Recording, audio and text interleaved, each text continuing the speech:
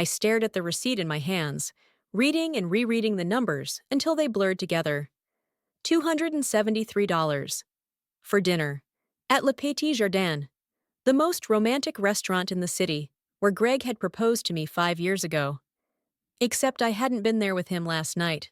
My name is Maya, and until 3 minutes ago, I thought I was living a perfectly ordinary life. Not a great one, mind you. My husband constantly criticized my housekeeping and mocked my dreams of becoming a comic artist. But ordinary enough. Now, standing in our bedroom, with his dry-cleaned jacket in one hand, and this damning piece of paper in the other, I felt like I'd stepped into someone else's story. Did you find what you were looking for? Greg's voice made me jump. He stood in the doorway, his accountant's posture perfect as always, watching me with those calculating eyes. Just checking pockets before doing laundry, I said, my voice steadier than I felt. Wouldn't want to wash any important papers. How thoughtful.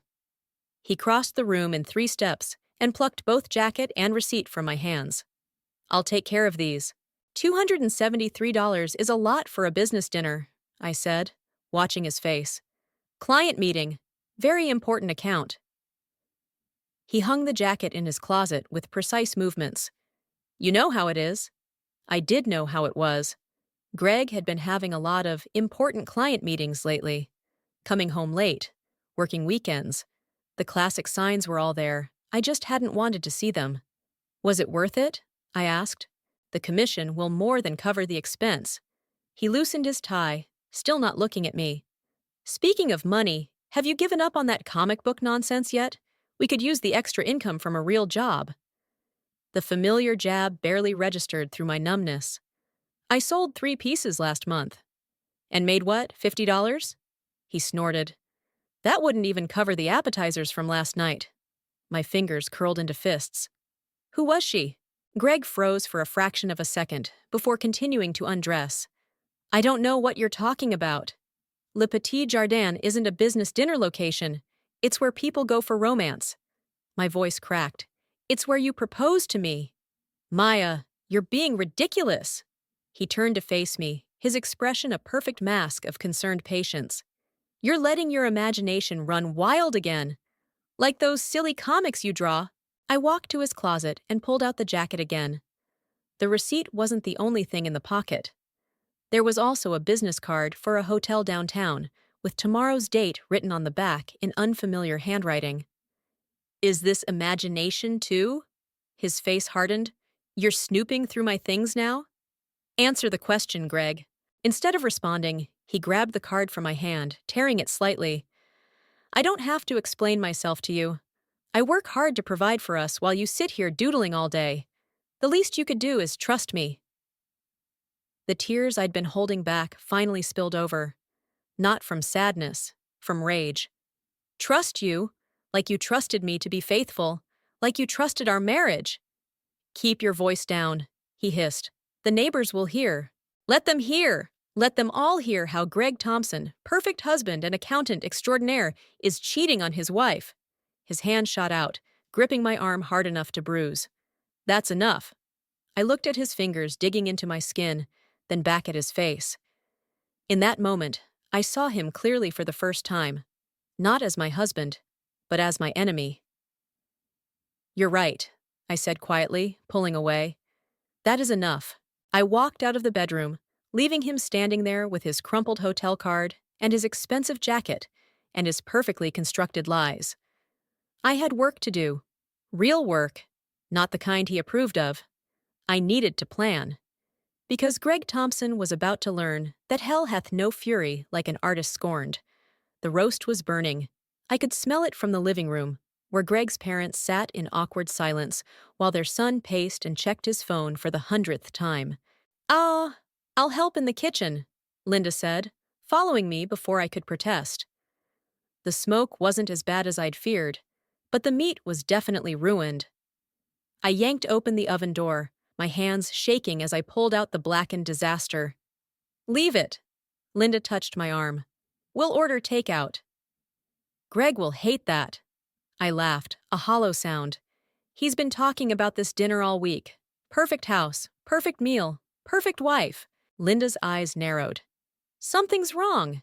And don't tell me it's just about an overcooked roast. Before I could respond, Greg appeared in the doorway. What's burning? Maya, I told you to watch the time. His gaze fell to the ruined dinner. Jesus Christ, can't you do anything right? Gregory James Thompson. Linda's voice could have frozen hell. Is that how you speak to your wife? Greg's jaw tightened. Mother, this doesn't concern you. The hell it doesn't. She turned to me. Maya, dear, what's really going on? I met Greg's eyes across the kitchen. Should I tell them about your business dinner at Le Petit Jardin? Or maybe about the hotel card in your pocket? The color drained from his face. Maya, don't what? Don't tell your parents how their perfect son is cheating on me? Linda's sharp intake of breath was the only sound in the sudden silence. From the doorway, Paul cleared his throat. Son, is this true? Of course not. Greg's laugh was forced. Maya's been unstable lately, spending too much time with her comics, living in fantasy worlds. Unstable? I grabbed my phone, pulled up the photos I'd taken. Here's your fantasy world, the receipt, the card, your business meetings that always run late. Linda took the phone, Paul looking over her shoulder. Their faces hardened as they swiped through the evidence. It's not what it looks like, Greg started. It looks like you're throwing away a good marriage, Paul said quietly. Just like your brother did. I hadn't known Greg had a brother. From Greg's flinch, that was exactly the reaction Paul had wanted. I am nothing like Michael, Greg snarled. This is different. Maya doesn't understand the pressures I'm under. She sits here all day drawing pictures while I work to keep us afloat. I sold 3 pieces last month, I said, the words familiar now, and had 2 commissions. Doodles! Greg slammed his hand on the counter. Children's drawings that barely pay for groceries, while I'm out there. While you're out there sleeping with someone else? Linda's voice cut through his tirade. Is that what you were going to say? Greg's phone buzzed. He glanced at it, then quickly looked away, but not before I caught the flash of a female name on the screen. Is that her? I asked. Your important client? I have to take this. He headed for the door, but Paul blocked his path. Sit down, son. We need to talk about this. There's nothing to talk about. Greg's control finally cracked. So what if I found someone who appreciates me? Who doesn't waste her time on childish dreams? Maya's been checking out of this marriage for years. By pursuing my passion? I felt oddly calm now. By trying to build something of my own instead of being your perfect little housewife? You're supposed to support me. He whirled on me. That's what a wife does. And what does a husband do, Greg, besides lie and cheat? His phone buzzed again. This time, Linda snatched it before he could react. Her face went white as she read the message. She's 22? Linda's voice shook. A college student? Gregory, she's younger than your cousin. I watched Greg's world crumbling around him with a detached fascination. All his careful lies, his perfect image, dissolving in the smoke of a burned roast and the harsh light of truth. I want you out, I said quietly. Tonight. This is my house. Not anymore. Paul's voice was final. Pack a bag, son. You can stay with us until you figure out what kind of man you want to be. Greg looked at each of us in turn, searching for an ally and finding none. Finally, his shoulders slumped. Fine, he spat. Keep the house, keep your comics, keep everything, but don't come crying to me when reality hits. Reality had already hit. And I was just getting started. The accounting firm's lobby hadn't changed in the 5 years since Greg first brought me here to meet his colleagues. Same potted plants, same geometric carpet, same disapproving receptionist. But this time, I wasn't here as Greg's wife. Maya! Mr. Bennett emerged from his office, his usual confident stride faltering when he saw me. I wasn't expecting... Is everything all right? Could we talk privately? He nodded, gesturing me inside. I caught a glimpse of Greg's empty desk through the glass walls of the main office, probably out for another business lunch. I need to know something, I said, settling into the chair across from Bennett's desk. And I need you to be honest with me. Bennett's fingers drummed against his leather desk pad. This is about Greg. You knew. It wasn't a question. I suspected. He sighed, reaching for a folder. These are expense reports from the last 3 months. Notice anything unusual? I flipped through receipts, dinner bills, taxi fares, all perfectly documented, all within company policy. Then I saw it. Le Petit Jardin, matched to the receipt I'd found in Greg's pocket. He's billing his dates to the company, claiming them as client meetings. Bennett's mouth tightened. I've been watching, gathering evidence. I was planning to confront him next week. My hands shook as I closed the folder. Why tell me this? Because 5 years ago, you showed me your portfolio. Real talent, raw but promising. Then Greg convinced you to focus on being a proper wife instead.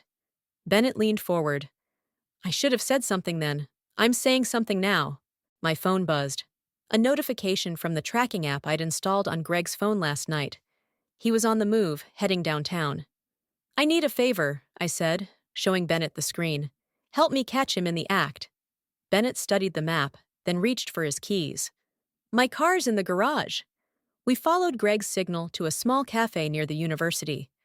Through the window, I saw him sitting with a young woman, her hand resting on his arm as she laughed at something he'd said. That's Evelyn Porter, Bennett said quietly. Third-year accounting student. She's been interning here. Does she know he's married? I doubt it. Greg removed his wedding photo from his desk 2 months ago. I watched them through the glass, my husband and his lover, playing out their romance like actors in a cheap drama. My fingers itched for my sketchbook. This scene would make a perfect panel in the story I was beginning to compose in my head. What are you going to do? Bennett asked. Nothing, yet. I turned away from the window. But I need copies of those expense reports. Maya, he hesitated. Whatever you're planning, be careful. Greg has friends in high places. So do I. I met his gaze. Starting with his boss. Back home, I spread the evidence across my drawing table. Receipts, photos, location data. Greg had been methodical in covering his tracks, but his perfectionism was his weakness. Every receipt, every reservation, every carefully documented business expense was another nail in his coffin. My phone rang. Linda. Maya, dear, how are you holding up? I'm fine. I traced the edge of a receipt with my finger. Actually, I need your help with something. There's a charity gala next month at the Riverside Hotel. The annual accountants' dinner? Greg mentioned it. He's taking Evelyn. I let that sink in. I think it's time we met her, don't you? Linda's intake of breath was sharp. What do you need? 2 tickets, and that green dress you wore to Paul's retirement party. The one that made all the partners' wives jealous? Linda's voice held a note of satisfaction. It's yours. But Maya, are you sure about this? Through my studio window, I could see Greg's car pulling into the driveway. Right on schedule, home from his romantic afternoon to play the dutiful husband. I've never been more sure of anything. I watched him straighten his tie in the car mirror. It's time everyone saw the real Greg Thompson. And the real Maya, Linda added softly. I smiled, picking up my pencil. Time to start sketching out the next chapter of my story, one where the quiet, submissive wife finally showed her teeth. Yes, I said. The real Maya, too. The email arrived at 3 a.m, jolting me from my half-hearted attempt at sleep.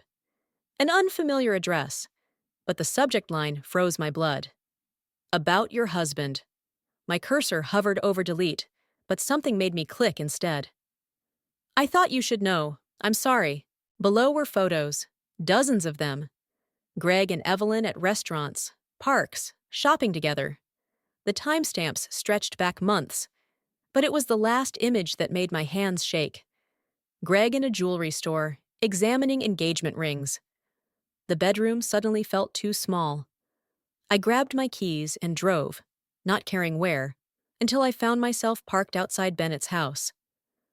The lights were on despite the hour. Ha!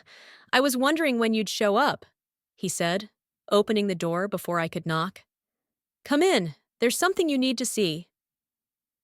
His home office was a war room of documents and photos. On his desk sat a familiar green ledger, Greg's private account book. How did you get this? Greg's been sloppy lately, left it at work. Bennett opened it to a marked page. Look at the transfers. Numbers swam before my eyes until patterns emerged.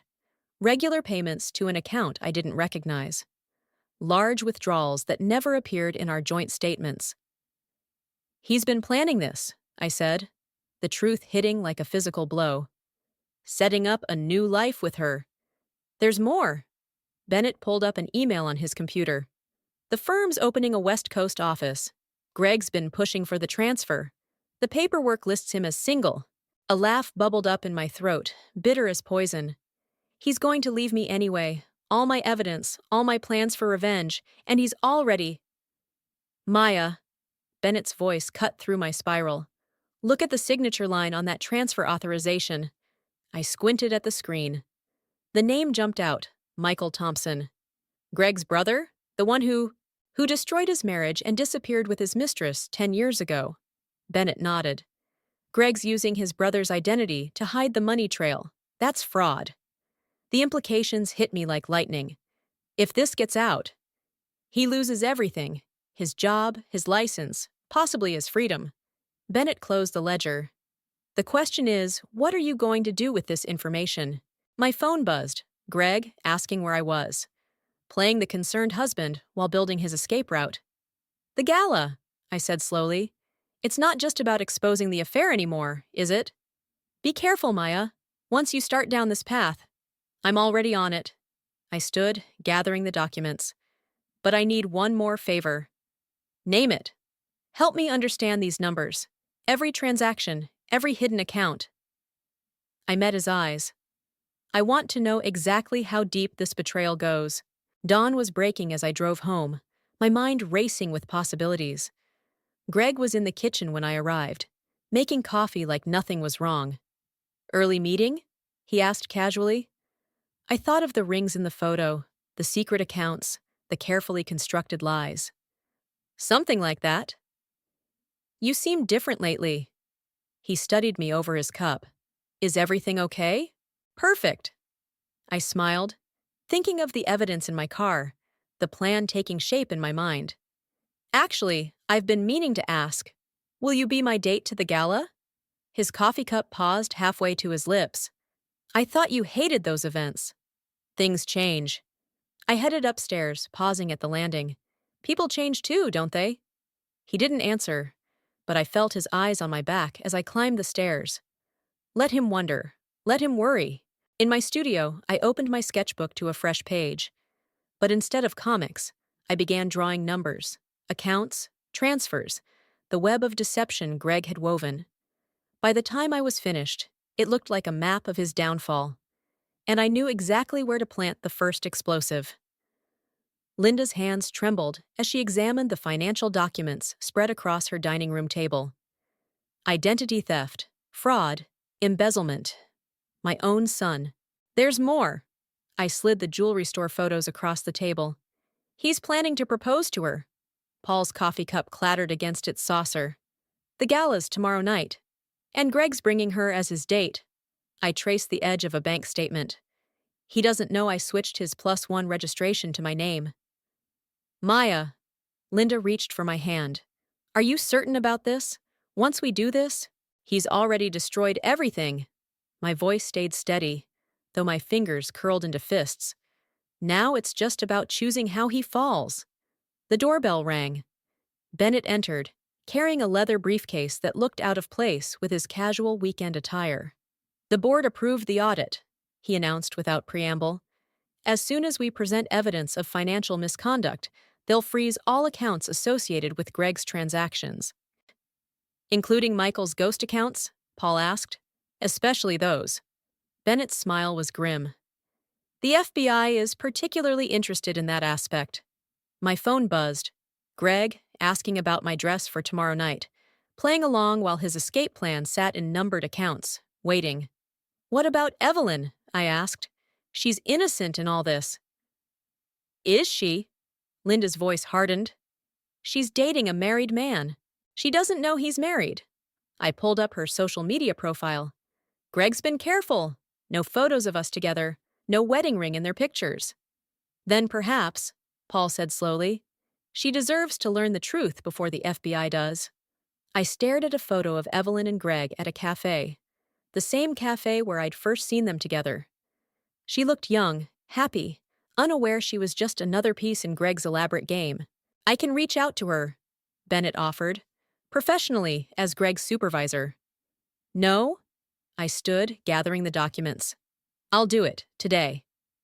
Maya, wait. Linda started, but I was already heading for the door. I found Evelyn at the university library, surrounded by accounting textbooks. The irony wasn't lost on me. Hi, I sat across from her. I'm Maya Thompson. She smiled politely, confused. I'm sorry, do I know you? No, but you know my husband. I placed my wedding photo on the table. Greg Thompson. The color drained from her face as she stared at the picture. Greg and me, 5 years younger, both smiling at a future we thought we understood. This can't be right. Her voice shook. Greg's not married? With a house in the suburbs and a wife who draws comics? I kept my voice gentle. He's also not who you think he is professionally. I showed her the financial documents, watching understanding dawn in her eyes, followed by horror. The gala tomorrow night, she whispered. He said he was going to propose? The ring photos landed between us. With money stolen through his brother's identity? Tears spilled down her cheeks. I didn't know. God, I swear I didn't know. I believe you. I gathered the evidence, leaving only my card. That's why I'm here now, instead of letting you find out tomorrow night in front of everyone. What are you going to do? I stood, shouldering my bag. Exactly what Greg's been afraid of since the day we met. I'm going to tell the truth. Maya? Her voice stopped me. I'm sorry, not just about everything, but for what you're about to lose. I thought about the sketches filling my studio, the stories I'd put aside to be Greg's perfect wife, the dreams I'd buried under his expectations. I'm not losing anything, I said. I'm taking it back. Outside, my phone buzzed again. Greg, asking about tomorrow night's seating arrangements. I typed a response, letting him believe everything was going according to his plan. One more day, one more lie. Then the truth would set us all free.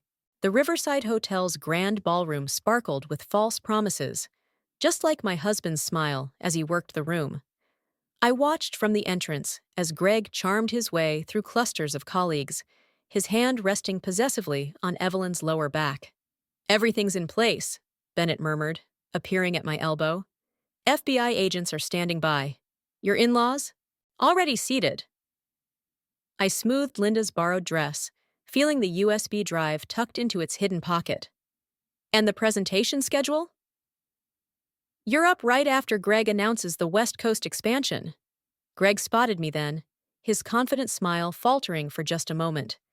I saw him whisper something to Evelyn before making his way over. Maya. His voice carried just enough warmth to fool anyone listening. I didn't expect you to come. Wouldn't miss it for the world. I nodded toward Evelyn, who was studying her champagne glass with intense focus. Aren't you going to introduce us? Before he could respond, the dinner bell chimed. Greg's hand clamped around my arm, steering me away from the crowd.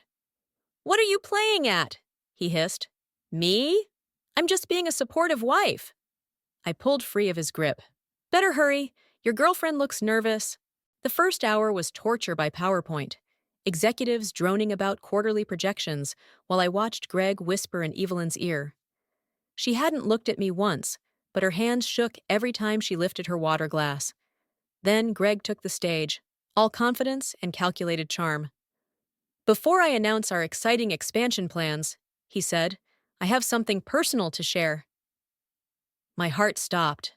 He wouldn't dare. Life is about seizing opportunities, Greg continued, reaching into his pocket.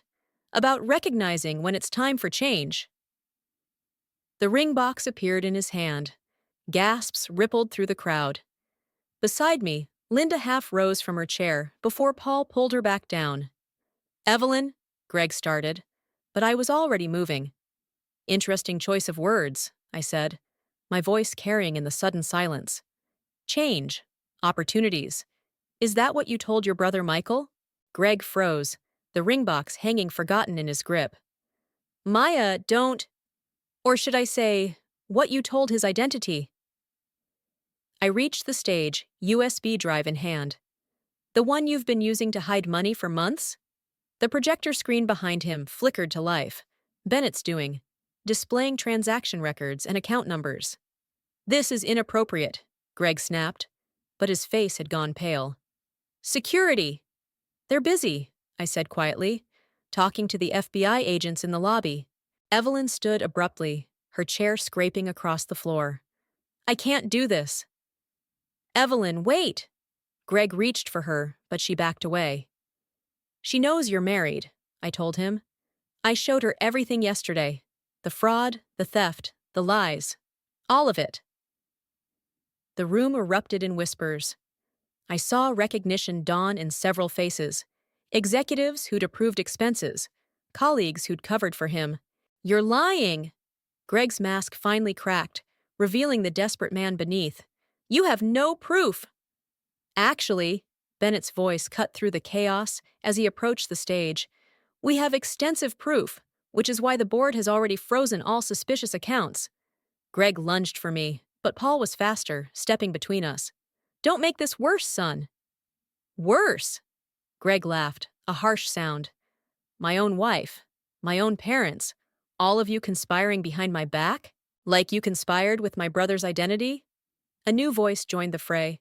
I turned to see a man who could only be Michael Thompson standing in the doorway, flanked by FBI agents. Greg's face went from pale to gray. Michael, you're supposed to be… In Europe? I was. Until Mr. Bennett tracked me down. Michael's smile was cold. Hello, little brother. We need to talk about identity theft. The agents moved forward as Greg backed away, his carefully constructed world crumbling around him. But instead of satisfaction, I felt hollow. Maya, he pleaded, reaching for me one last time. Everything I did, it was for us. For our future. No. I stepped back, watching as the agents approached. It was for you. It was always for you. The handcuffs clicked shut, echoing in the stunned silence of the ballroom. As they led Greg away, I caught a glimpse of his face. Not angry or defiant, but lost, like a child whose game had finally been discovered. I'd won. I'd destroyed him completely. So why did victory taste so much like ash? The holding cell smelled of disinfectant and despair. Greg sat across from me, his tailored suit wrinkled, his perfect facade cracked like a cheap mask. The engagement ring had left an indent in his pocket, a hollow promise for a hollow man. Sign the papers, I said, sliding the divorce agreement across the metal table. You're enjoying this, aren't you? His voice was raw. Watching everything I built crumble. Everything we built. I tapped the papers. The house is already sold. Your parents are handling the proceeds until the court decides what's legitimate. My parents? He laughed, a brittle sound. Did you know they're letting Michael stay with them? My own brother, the one who abandoned his family, and they welcome him back like nothing happened. He didn't abandon them, Greg. He escaped. Just like I'm doing. Ah, is that what this is? Escape? He leaned forward, eyes fever-bright. Or is it revenge? The question hung between us like smoke. Through the observation window, I could see Bennett waiting with the FBI agents, files ready for Greg's cooperation. You know what's funny? I pulled out my sketchbook, the one he'd always mocked. I finally figured out why you hated my comics so much. They were the one thing you couldn't control. Your childish drawings? His lip curled. They were a waste of time. They were freedom. I opened to a new sketch, his arrest at the gala, captured in stark lines and harsh shadows. And now they're evidence. Every transaction, every lie, documented in art, even a jury can understand. You're still so naive. He pushed the divorce papers back without signing. You think this ends with me in jail and you living your artist's dream? I protected you from reality, Maya. The real world isn't a comic book. No. I stood, gathering my things. The real world is where men like you face consequences. I loved you. His voice cracked. Everything I did was for us. The affair? The stolen identity? The secret accounts? I paused at the door. Tell me, Greg, which part of destroying me was for us? I never meant to. He stopped, shoulders slumping. What do you want from me? I want you to sign the papers. I want you to plead guilty. And I want you to look at this. I placed my latest comic on the table. A web series about financial fraud and betrayal, told through the eyes of a woman finding her power. The first episode had gone viral overnight. Congratulations, he said bitterly.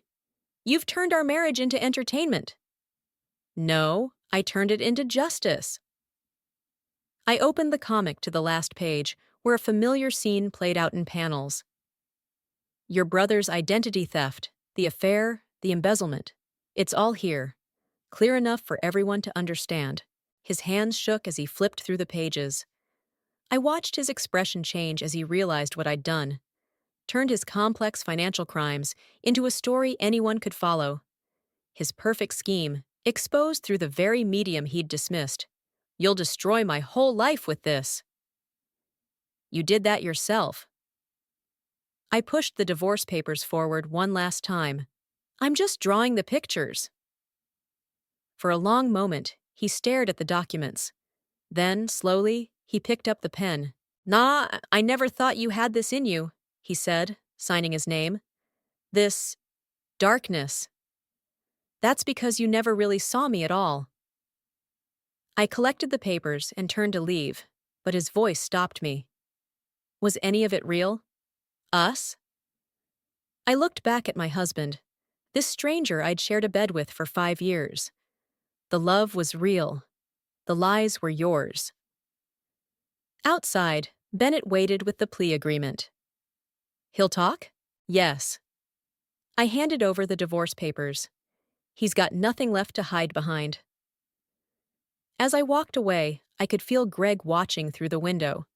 The man who'd tried to cage me had become a character in my story, a cautionary tale about control and consequences. And I was finally writing my own ending. The empty apartment echoed with possibility. Sunlight streamed through floor-to-ceiling windows, illuminating my drafting table, the first piece of furniture I'd bought with my advance. On the wall, framed copies of my viral comic series hung like battle trophies. My phone buzzed. Linda, sending a photo of Greg's sentencing hearing. I didn't open it. Some chapters were better left closed. These boxes go in the studio? Bennett asked from the doorway, carrying the last of my art supplies. Just leave them there. I adjusted the angle of my desk, positioning it to catch the morning light. Thanks for helping with the move. Least I could do. He lingered, studying the framed panels. The publisher wants 6 more episodes?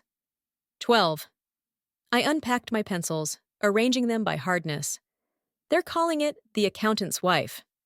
Ironic, considering I'm not one anymore. A knock at the door interrupted his response. Evelyn stood in the hallway, clutching a familiar leather portfolio. I found this in Greg's office, she said, holding it out. Your old sketches. I thought you might want them back.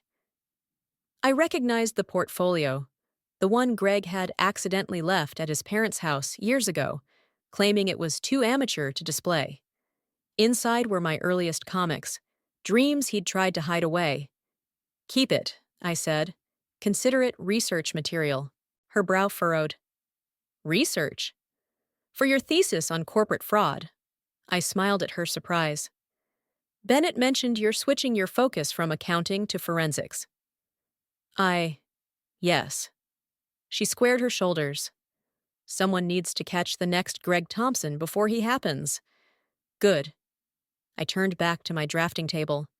Then my story did what it was supposed to do. After they left, I sat at my desk, staring at the blank paper before me.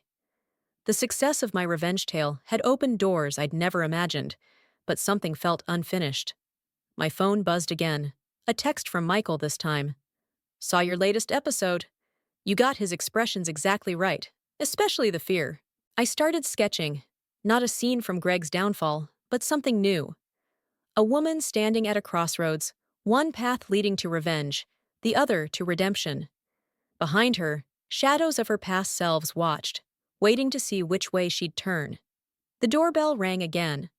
Paul stood there, holding a box of my old photo albums.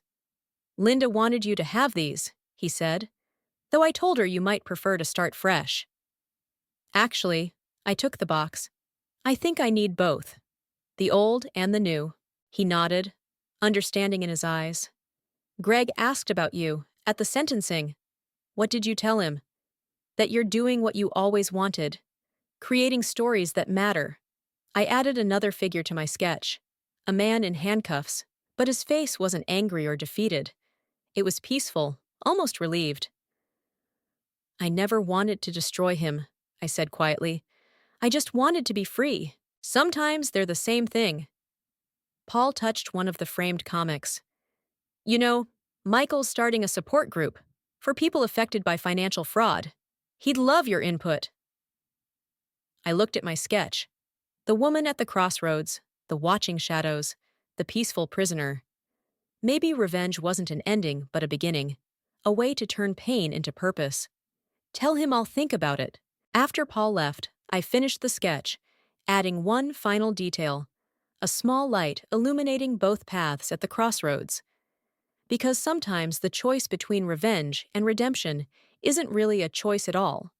Sometimes it's about finding the truth that lies between. I pinned the sketch above my desk, next to the viral series that had brought Greg's crimes to light. Together, they told a complete story, not just of revenge, but of transformation. My phone buzzed one last time. A message from an unknown number. "Your comics saved me from my own Greg Thompson. Thank you." I smiled, picking up my pencil. There were more stories to tell, more truths to illuminate. And this time, nobody would tell me to draw smaller, dream quieter, or be less than who I was meant to be. The blank page waited. I began to draw.